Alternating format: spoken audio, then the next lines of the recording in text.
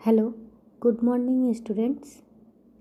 आज हम लोग क्षितिज भाग 1 का एक चैप्टर कैदी और कोकिला, जो कि एक कविता है, इसे पढ़ेंगे। कैदी और कोकिला माखनलाल चतुर्वेदी द्वारा लिखी गई एक बेहतरीन कविता है। तो कविता को शुरू करने से पहले हम लोग माखनलाल चतुर्वेदी के विषय में जानते हैं कि माखनलाल चतुर्वेदी का जन्म कब और कहाँ हुआ था और वह एक कैसे रचनाकार थे। आइए शुरू करते हैं। माखनलाल चतुर्वेदी का जीवन परिचय। माखनलाल चतुर्वेदी का जन्म मध्य प्रदेश के होशंगाबाद जिले में बाबई नामक गांव में सन 1889 में हुआ था। प्राथमिक शिक्षा के बाद इन्होंने घर पर ही संस्कृत, बंगला, अंग्रेजी, गुजराती आदि भाषाओं का ज्ञान प्राप्त किया। वे भारत की ख्याति प्राप्त कवि, लेखक और पत्रकार थे। भारत के सबसे ख्याति प्राप्त मतलब बहुत फेमस थे। वो एक फेमस कवि थे, एक फेमस लेखक थे और एक फेमस पत्रकार थे, मीन्स रिपोर्टर थे, जिनकी रचनाएं अत्यंत लोकप्रिय हुई।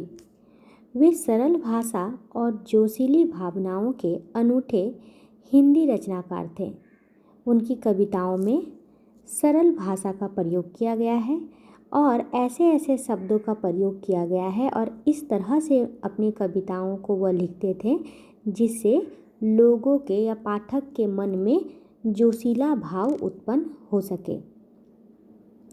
कैदी और कोकिला भी इसी तरह की रचना है जिसे पढ़कर लोगों के मन में अपने देश के प्रति एक अलग भावना जागृत होती है। तो वो जब हम लोग कविता को पढ़ेंगे तब हम लोग जानेंगे कि इस कविता में किस तरह से उन्होंने लोगों को जागृत किया है अपने देश को आज़ादी दिलाने के लिए। प्रभा और कर्मवीर जैसे प्रतिष्ठित पत्रों के संपादक के रूप में इन्होंने ब्रिटिश शासन के खिलाफ जोरदार प्रचार किया और नई पीढ़ी से आह्वान किया कि वह गुलामी की जंजीरों को तोड़कर बाहर आए। इन्होंने कौन कौन सी पत्रिकाएं लिखी, कौन कौन से पत्रिकाओं के संपादक थे? प्रभा और कर्मवीर जैसे पत्रिकाओं के संपादक थे और इन पत्रिकाओं में वह ब्रिटिश शासन के खिलाफ जोरदार प्रचार करते थे और साथ ही साथ नई पीढ़ी के लोगों को इस गुलामी की जंजीर को तोड़ने का आह्वान करते थे। मतलब लोगों को जागृत करते थे कि अब इस गुलामी की जंजीरों को हमें तोड़ना होगा। अपनी लेखनी के द्वारा वह लोगों को यह न्यूज़ जो है वो देते थे। वे सच्चे देश प्रेमी थे और 1921 to 1922 के आसपास असहयोग आंदोलन में सक्रिय रूप से भाग लेते हुए जेल भी गए। माखनलाल चतुर्वेदी को जेल भी जाना पड़ा था। कब? जब हमारे देश में असहयोग आंदोलन शुरू हुआ था तो उस समय जिन जिन नेताओं ने इस आंदोलन में भाग लिया था सभी को अंग्रेजी सरकार ने क्या किया था? जेल में कैद कर लिया था।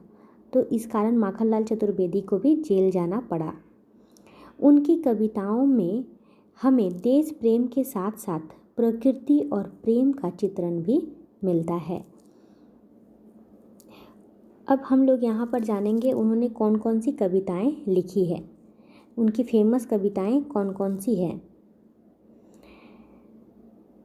तो हिम किरीटनी, साहित्य देवता, हिम तरंगिनी, वेणुलो गूंजे धरा उनकी प्रमुख कविताओं में से एक है। अपने जीवन काल में उन्होंने अध्यापन और संपादन दोनों का कार्य किया। वो अध्यापन भी करते थे और संपादन भी करते थे। अध्यापन मतलब नई नई चीज़ों को जानते भी थे और उसका प्रचार भी करते थे, उसका संपादन भी करते थे।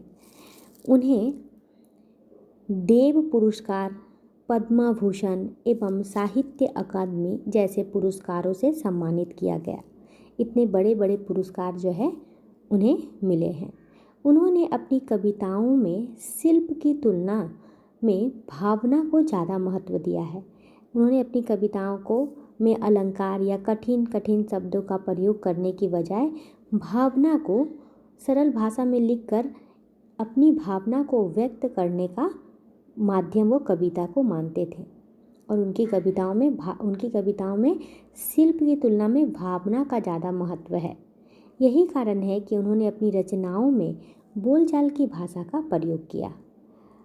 एक बात तो यह है कि यदि कोई भी कवि अपनी कविताओं में कठिन शब्दों का, अलंकारों का प्रयोग करता है तो उसकी कविता तो सुंदर होती है, पर वह उन्हीं को समझ में आती है जो विद्वान होते हैं, जो पढ़े लिखे होते हैं, जिन्हें उन शब्दों के अर्थ मालूम हो।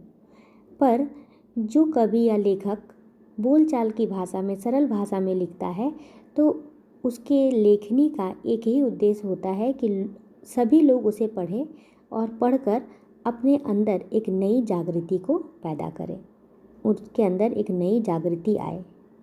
तो माखनलाल चतुर्वेदी भी कहीं ना कहीं अपनी रचनाओं में बोलचाल और सरल भाषा का इस्तेमाल इसलिए करते थे ताकि लोग, पाठक जो है उनको पढ़े और पढ़कर आज़ादी के लिए खड़े हों और इस गुलामी की जंजीरों को तोड़ सके। तो शुरू करते हैं कैदी और कोकिला। पाठ को शुरू करने से पहले मैं पाठ की रूपरेखा बता दूं। कैदी और कोकिला कविता जो है उसमें ब्रिटिश शासन की क्रूरता एवं देशभक्तों पर उसके द्वारा किए जाने वाले अत्याचारों को देखने समझने के लिए दर्पण के समान है। कैदी और कोकिला की जो कविता है वो ब्रिटिश सरकार जो भारतीय सैनिकों में पर अत्याचार करती थी, देशभक्तों में जो अत्याचार करती थी, उन्हें देखने और समझने का सबसे अच्छा माध्यम यह कविता है।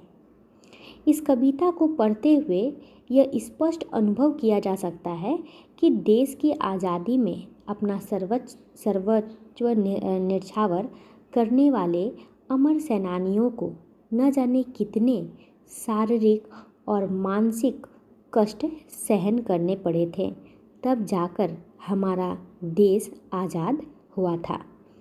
तो आइए हम लोग जानेंगे कि इस कविता में कवि ने हमें खुलकर बताया है कि किस तरह एक भारतीय सैनिक को जेल में कैद किया जाता था। उनका जुर्म बस इतना था कि वह अपने देश को स्वतंत्रता दिलाना चाहते थे, गुलामी की जंजीरों से मुक्त कराना चाहते थे। और उस समय जब हमारा देश पराधीन था, उस समय आप सभी यह जानते हैं कि जितने भी आंदोलन हुआ करते थे और उस आंदोलन में जो भी लोग भाग लिया करते थे और जो भी लोग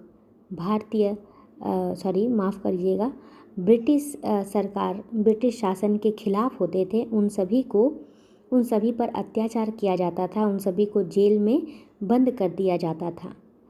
तो उस समय असहयोग आंदोलन में माखनलाल चतुर्वेदी ने जब भाग लिया था, तब माखनलाल चतुर्वेदी को भी जेल की सज़ा काटनी पड़ी थी।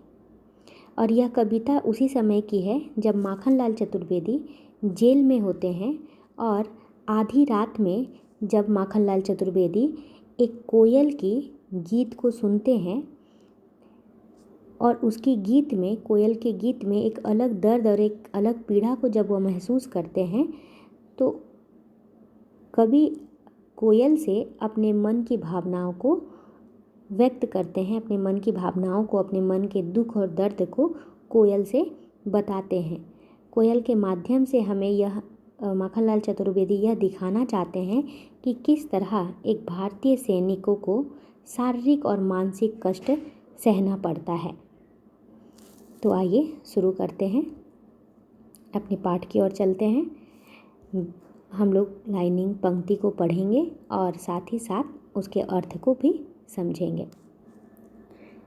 जैसा कि मैंने आप लोग को बताया था कि यह कविता उस समय की है जब माखनलाल चतुर्वेदी रात के समय, आधी रात के समय कोयल को गाते हुए सुनते हैं।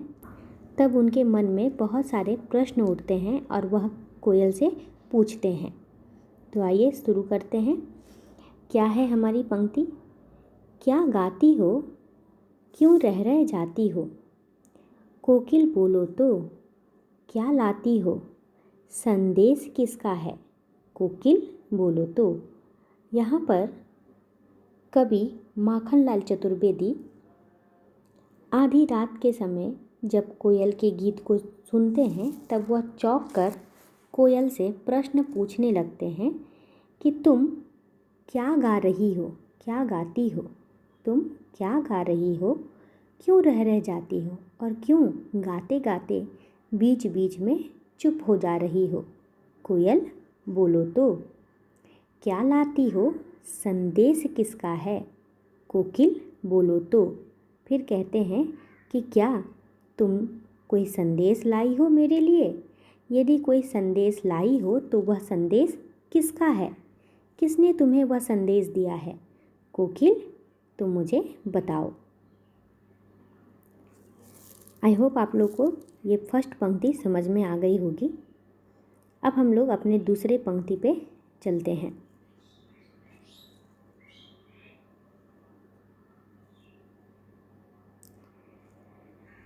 दूसरी पंक्ति हमारी इस तरीके की है।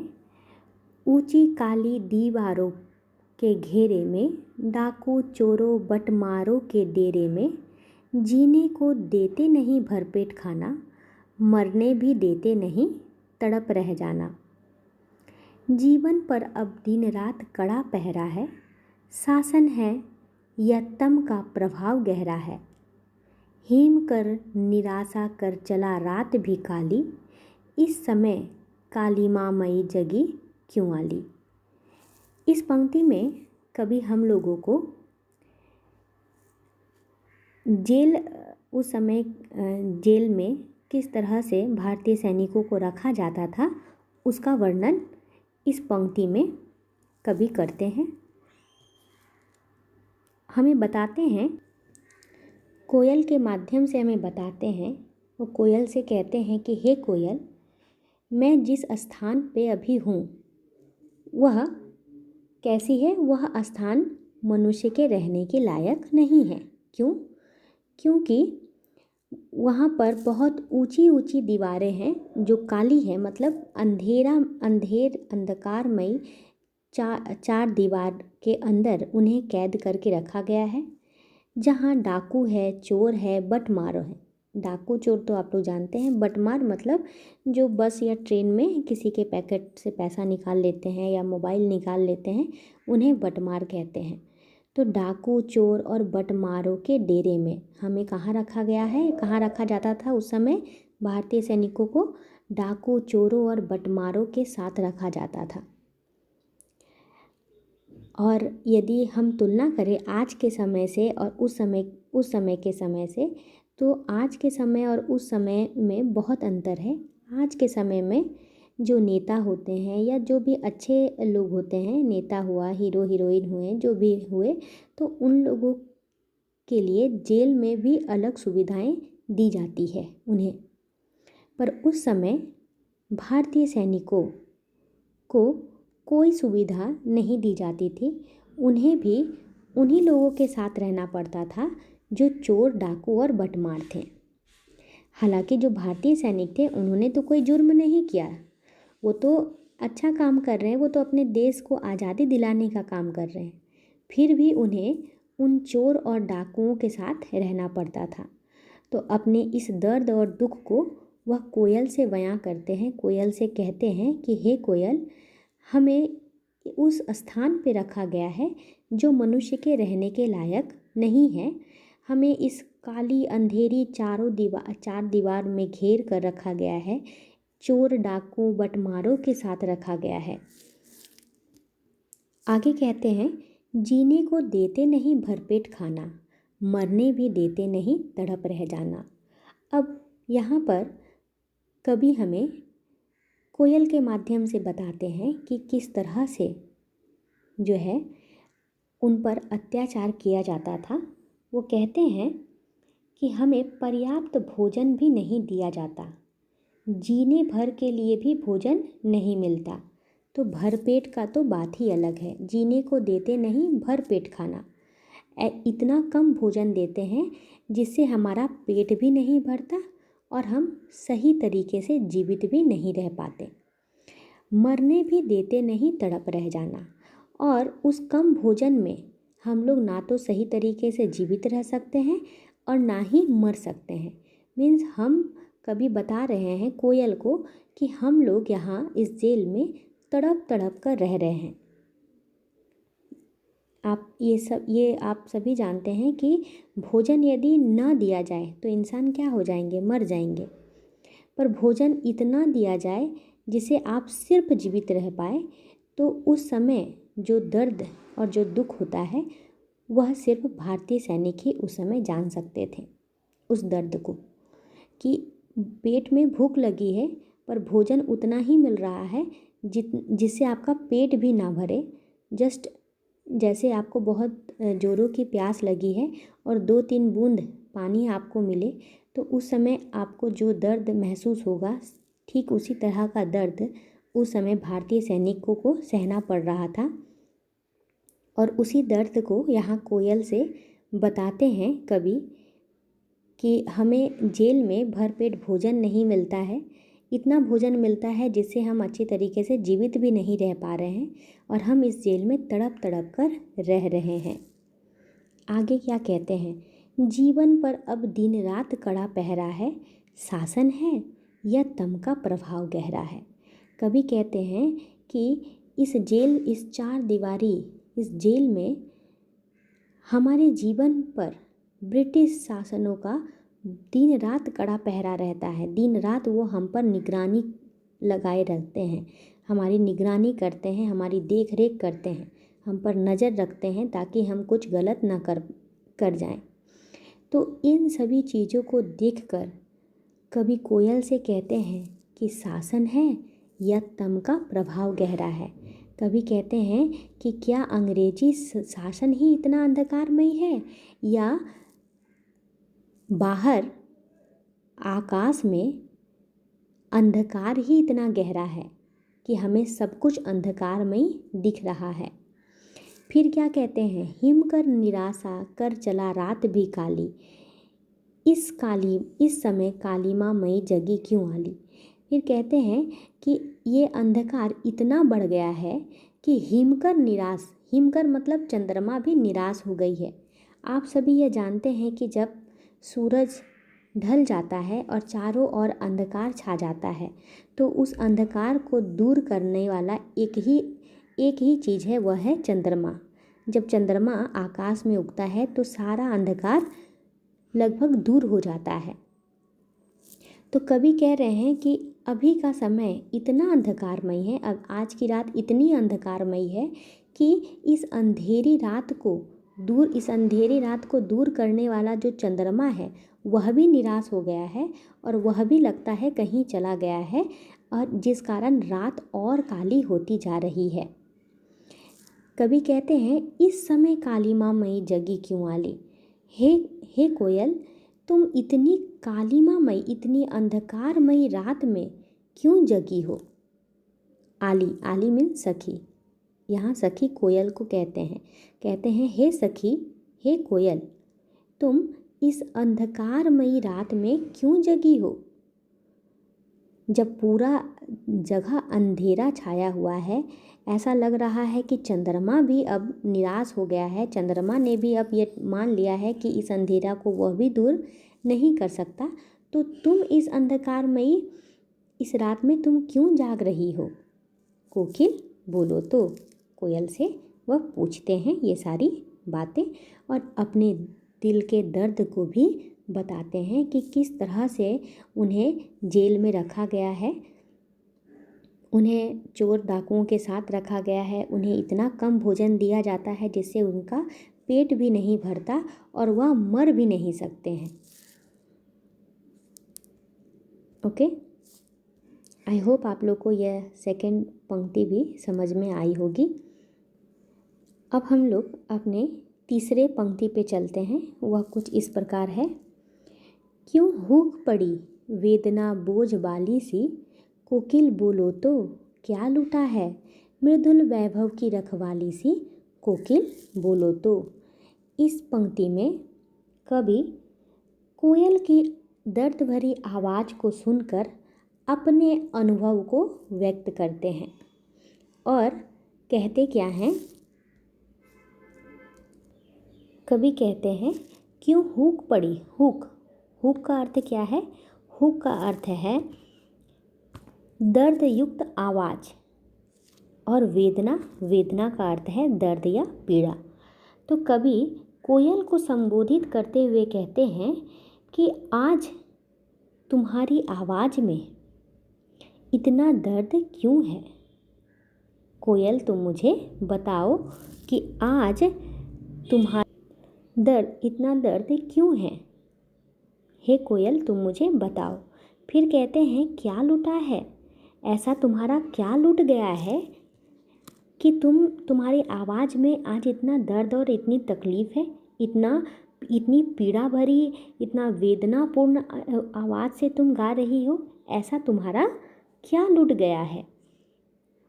आगे कहते हैं मृदुल वैभव की रखवाली सी।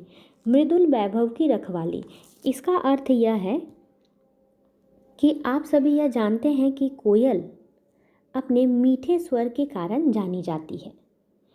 तो कवि कहते हैं कि हे कोयल, तुम्हारी वाणी तो अत्यंत मधुर एवं कोमल है और वह मधुर ऐश्वर्य का प्रतीक है। तुम तो मधुर वाणी की रखवाली मतलब स्वामिनी हो। तुम्हारे कंठ से जब भी निकलता है तो मधुर और मीठी स्वर ही निकलते हैं। पर आज ऐसा क्या हो गया है, आज ऐसा तुम्हारा क्या लूट गया है कि तुम्हारी आवाज़ में आज इतनी दर्द और पीड़ा है। कवि यहाँ अपने अनुभव को भी व्यक्त करते हैं और कहते हैं हो ना हो, कहीं ना कहीं कोयल ने अंग्रेजी सरकार के, अंग्रेजी शासक के अत्याचारों को देख लिया है। कोयल ने देख लिया है कि किस तरह भारतीय सैनिकों पर, भारतीय सेनानियों पर यह ब्रिटिश शासन अत्याचार कर रहे हैं और उसी अत्याचार को देखकर वह इतनी दुखी हो गई है कि आज उनके कंठ से जो मीठे और सुरीली आवाज़ जो निकलती थी, आज उनके कंठ से एक दर्द भरी आवाज़ निकल रही है। तो इन सभी बातों को वह कोयल से पूछ लेते हैं कि आज तुम्हारी आवाज़ में आखिर क्या हो गया है। तुम तो हमेशा मीठी और मधुर गीत गाती हो, पर आज ऐसा क्या हो गया है। आज तुमने ऐसा क्या देख लिया या तुम्हारा आज ऐसा क्या लूट गया है जिस कारण तुम्हारी आवाज़ में इतनी वेदना, इतनी तड़प, इतनी पीड़ा मुझे दिख रही है। कोकिल तुम मुझे बताओ। ओके, तो यह वीडियो मैं यहीं पे स्टॉप करती हूँ। आगे की जो पंक्ति है वो हम लोग अपने दूसरे वीडियो पे पढ़ेंगे। ओके, थैंक यू बच्चों।